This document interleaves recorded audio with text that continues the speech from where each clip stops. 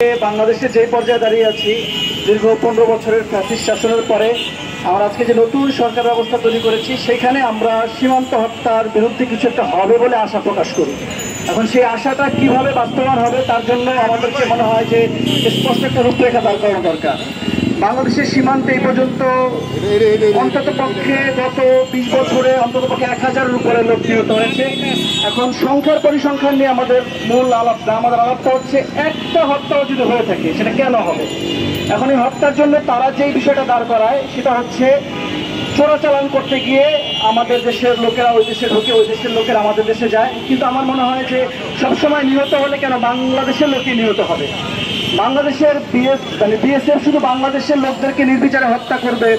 আর যে সকল বিষয় আমাদের মধ্যে ধরেন যে চোরাচালানি হয় বা আমদানি রপ্তানির ব্যাপারটা, সেখানে গরু একটা বিষয়। এখন এই গরুটা আসে তো ধরেন একেবারে সীমান্ত থেকে অনেক দূরে, প্রায় 2000 কিলোমিটার দূরে পাঞ্জাব হরিয়ানা প্রদেশ থেকে। সেখান থেকে গরুগুলো সীমান্ত পর্যন্ত চলে আসা পর্যন্ত তারা কিন্তু এটাকে কোনো প্রতিরোধ করার ব্যবস্থা করে না। কারণ সেখানে ভারত সরকারের যে প্রতিনিধিগুলো আছে, বিভিন্ন রাষ্ট্র ব্যবস্থা আছে, তাদেরকে টাকা পয়সা দিয়ে তারা এই চোরাচালানের ব্যবস্থাটা আমাদের বাংলাদেশ সীমান্ত পর্যন্ত একদম সুগম করে দেয়। তারপরে যখন বাংলাদেশ সীমান্ত থেকে ওখানে পাচার করার ব্যবস্থা হোক বা যে কোনো কারণে হোক, আমরা আজকে যদি ফেলানির কথা বলি কিংবা স্বর্ণদাসের কথা বলি, তারা তো আসলে কোনোভাবেই সন্ত্রাসী না, তারা তো বিএসএর উপরে কোনোভাবে হত্যা করার জন্য কোনো অস্ত্র দিয়ে যায় নাই। এই পরিস্থিতিতে আমরা মনে করি বাংলাদেশের এই সীমান্ত হত্যা কিভাবে বন্ধ হবে তার জন্য আমাদের দুইটা কাজ খুব ইম্পর্টেন্ট। সেটা হচ্ছে ভারতের সাথে আমাদের কি ধরনের অর্থনৈতিক বা সামরিক ডিল হবে, রাজনৈতিক ডিল হবে, সেই ব্যাপারটা একটু স্পষ্ট করা। আর বাংলাদেশের যে সীমান্ত রক্ষা বাহিনী আছে, সেই বাহিনীকে স্পষ্টভাবে বাংলাদেশের সীমান্তে কিভাবে চোরাচালান করতে বাংলাদেশের লোকেরা ওই পাশে যায়, সেই ব্যাপারটা বাংলাদেশের যারা সীমান্ত রক্ষা বাহিনী আছে তারা এটাকে নিয়ন্ত্রণ করা উচিত।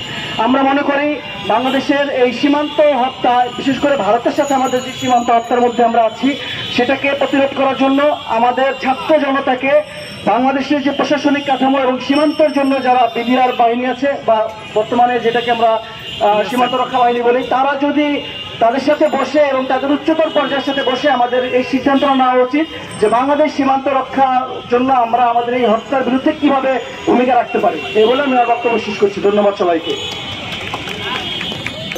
খুন হয়েছে বিএসএফের হাতে,